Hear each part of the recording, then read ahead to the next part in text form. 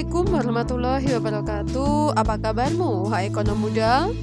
Berjumpa lagi dalam mata kuliah Ekonomi Mikro Islam dengan tema Struktur Pasar dalam Islam.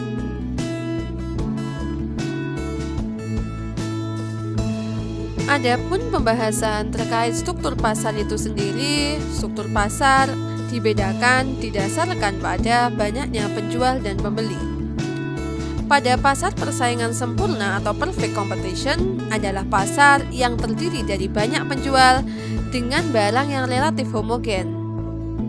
Pada pasar bersaing monopolistik atau monopolistic competition adalah pasar yang terdiri dari banyak penjual dan barangnya berbeda satu sama lain atau terdiferensiasi.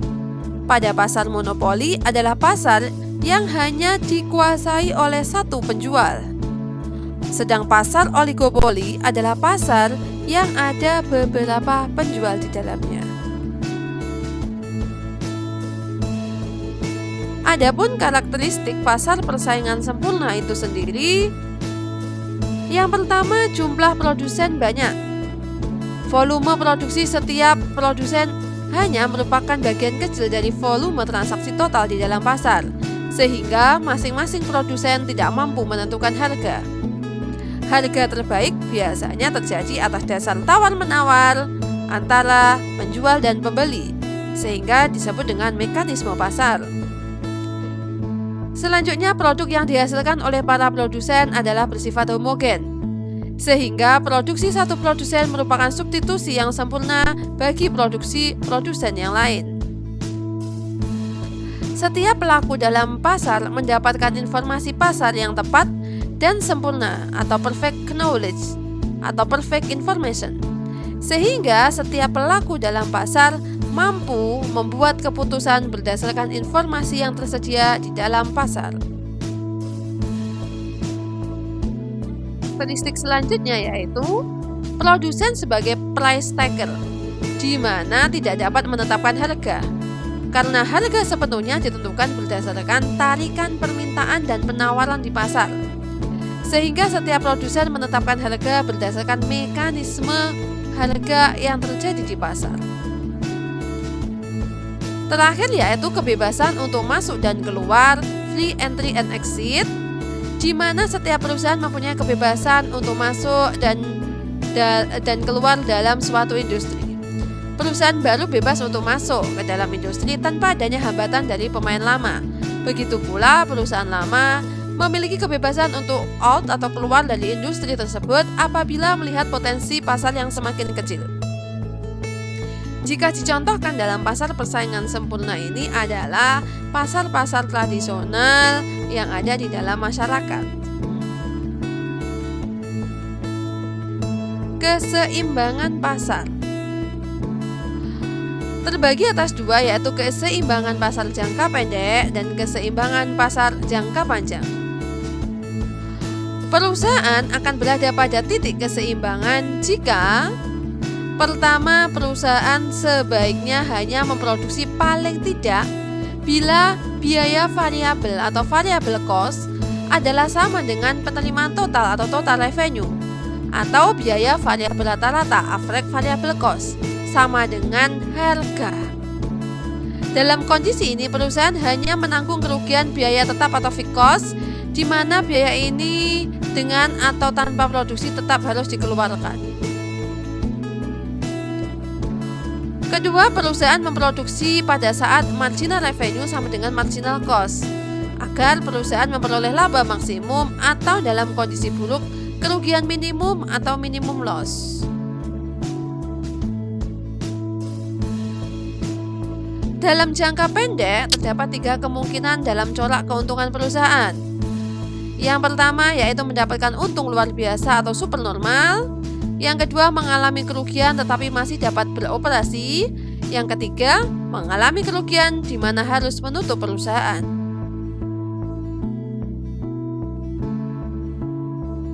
Yang poin 2 yaitu keseimbangan pasar jangka panjang. Dalam jangka panjang, kondisi yang dapat dicapai perusahaan adalah kondisi keuntungan normal atau break-even point. Sebab bila terjadi keuntungan supernormal, maka hal ini akan menyebabkan banyak perusahaan akan masuk. Sehingga keuntungan yang diperoleh semakin lama akan semakin menurun. Kondisi yang sama akan terjadi pada saat kerugian, di mana kerugian akan menyebabkan banyak perusahaan keluar. Sehingga kerugian semakin lama akan semakin menurun. Inilah yang menyebabkan dalam jangka panjang hanya keuntungan normal saja yang diperoleh oleh sebuah perusahaan.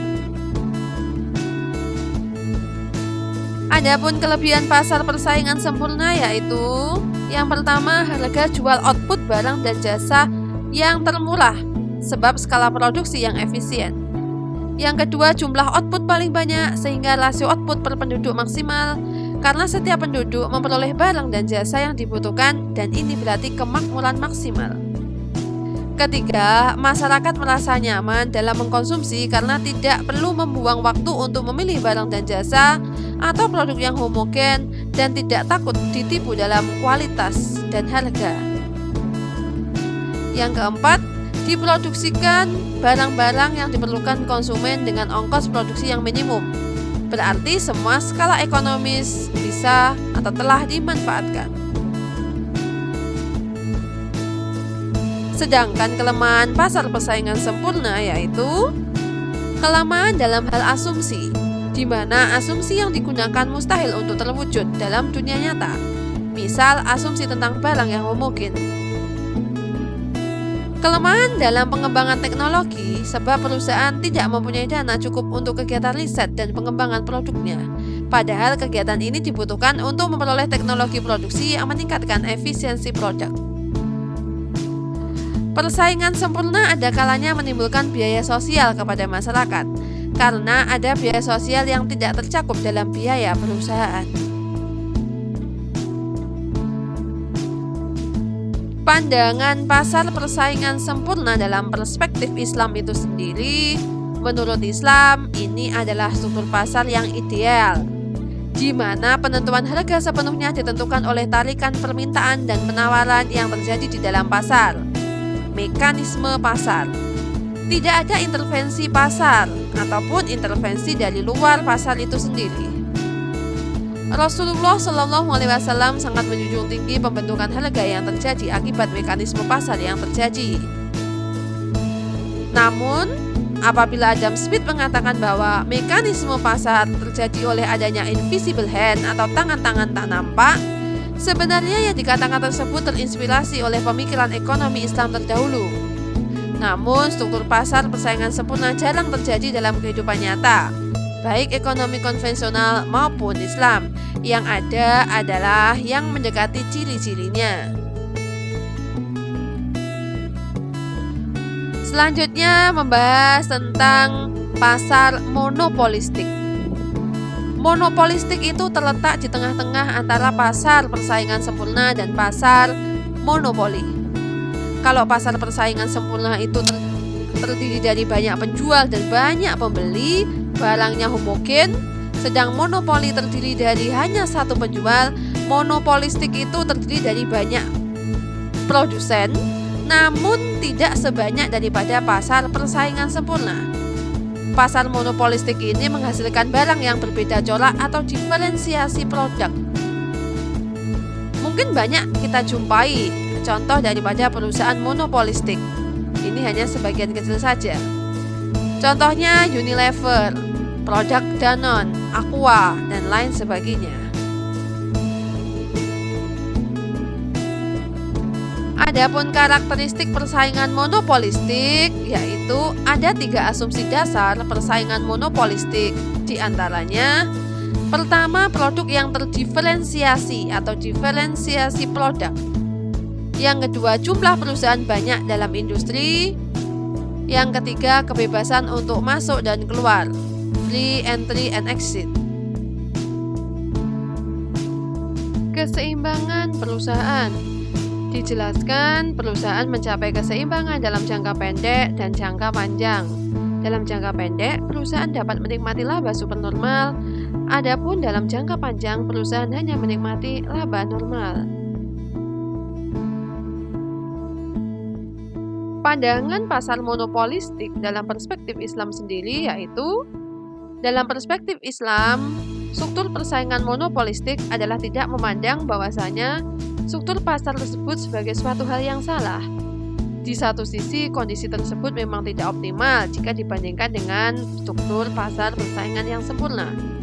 Namun apabila situasi dan kondisi pada akhirnya mengarah terwujudnya struktur pasar tersebut, maka dalam hal ekonomi Islam tidak menjadi suatu masalah. Jadi, pasar monopolistik diperbolehkan. Anda boleh untuk bermimpi, namun bersegeralah untuk bangun. Sadarlah dan mulailah menggerakkan apa yang sudah Allah anugerahkan kepada kita. Jangan pernah menyerah untuk selalu berusaha. Yakinlah, hasil tidak pernah berkhianat atas usaha yang kita lakukan. Semangat, semoga kita bisa menggapai semua cita-cita kita. Sukses untuk kita semuanya. Terima kasih telah menyimak materi hari ini. Semoga memberikan manfaat dan barokah bagi kita semuanya. Sampai jumpa pada materi selanjutnya. Wassalamualaikum warahmatullahi wabarakatuh.